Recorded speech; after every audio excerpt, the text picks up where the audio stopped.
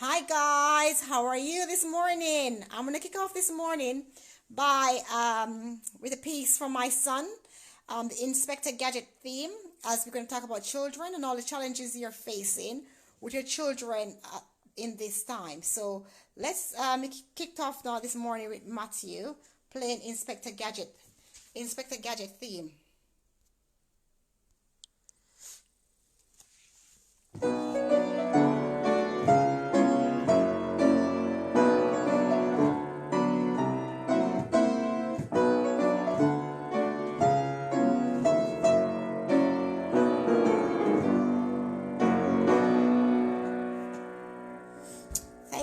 Thank you, Matthew. So it's back to me now. I'm going to go out to the conservatory because it's much lighter out here.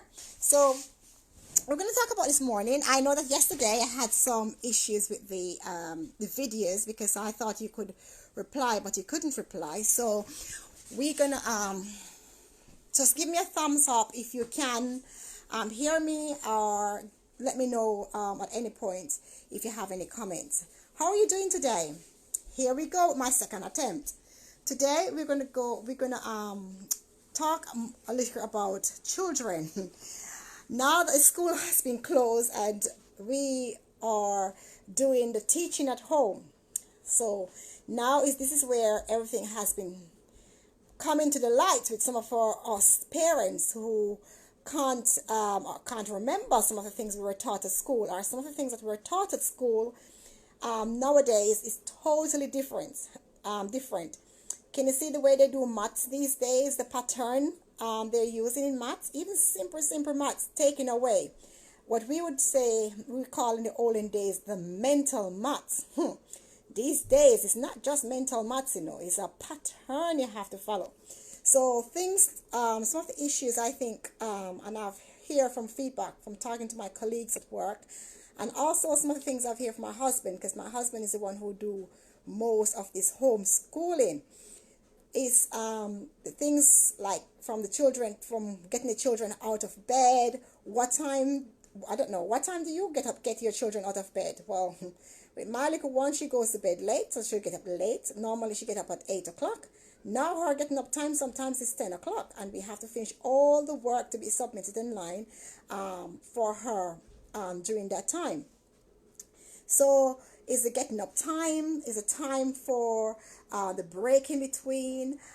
Is it time, like, you get the work up on the computer screen, and then you have to now start learning those tasks. The tasks they set for the kids to do is sometimes a bit tricky and sometimes a bit difficult if you're not familiarized with them.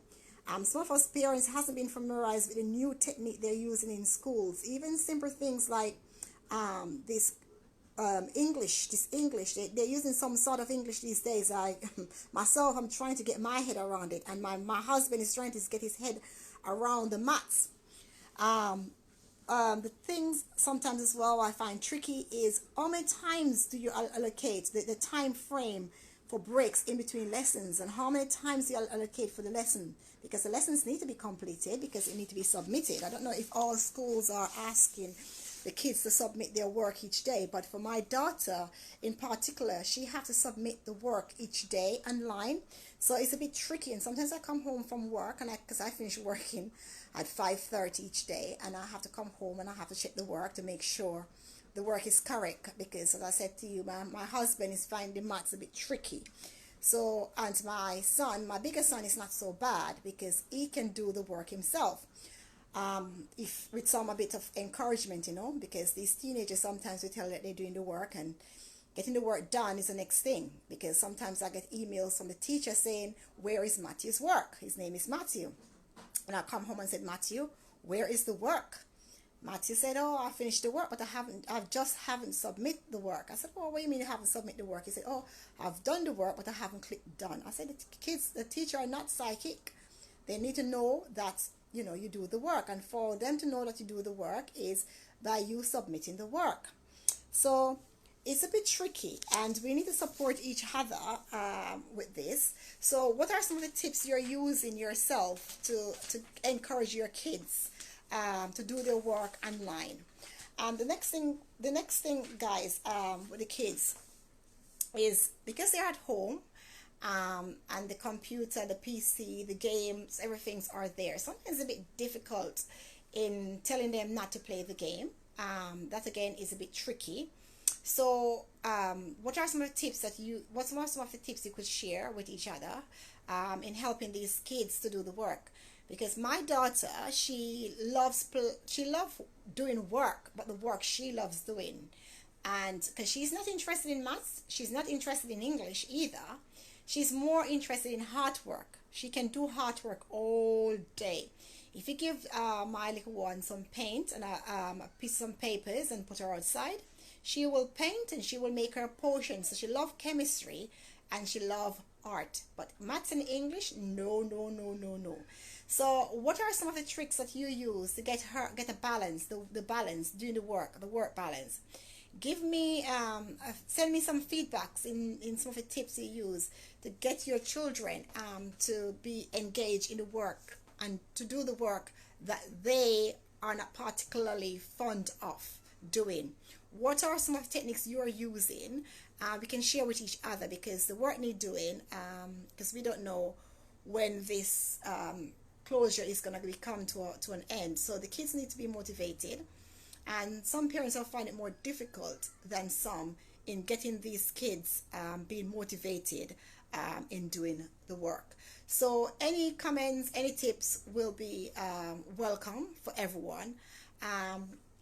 And this is where I'm gonna finish, guys. So right now, I'm gonna leave it there for you guys to let me know some of the tips that you're using at home in getting these kids to do the work that has been set out for them. Yeah, as I said, I'm brushing up my English knowledge at a very rapid pace, and my husband is brushing up his maths knowledge at a very rapid pace for my little one. So love you all, and thumbs up and send all your hearts and give me feedback to help. Feedbacks in the comments you make will help each other to make this homeschooling a bit better.